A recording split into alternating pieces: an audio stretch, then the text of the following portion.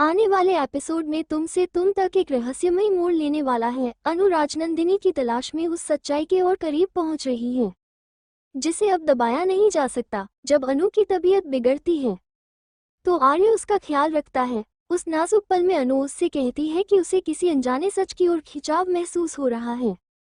वो साफ कह देती है कि वो एक बार राजनंदिनी से मिलकर माफी मांगना चाहती है, लेकिन आर्य सख्ती से मना कर देता है, जिससे अनु और बेचैन हो जाती है। गुस्से और दर्द में अनु कहती है कि अगर आर्य मदद नहीं करेगा तो वो खुद गायत्री के पास जाएगी। ये कहकर वो कमरे से बाहर चली जाती है और आर्य असहाय रह जाता है। कॉरिडोर में चलते हुए अनु को अचानक अजीब झलकियां दिखने लगती हैं।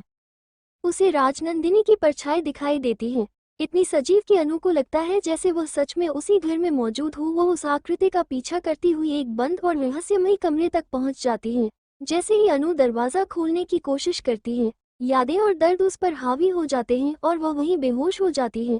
कुछ ही देर बाद आर्य वहां पहुंचता है और अनु को उस कमरे के बाहर बेहोश देखकर दहल जाता है। अब सवाल ये है, क्या अनु सिर्फ कल्पना कर रही है या उसका अतीत जाग रहा है? उस बंद कमरे में क्या राज छुपा है और कब तक आर्य सच्चाई को छुपा पाएगा? तुमसे तुम तक जल्द ही एक बड़े खुलासे की ओर बढ़ रहा है जो सब कुछ बदल सकता है। ऐसे ट्विस्ट एंड अपडेट के लिए हमारे चैनल को सब्सक्राइब करें।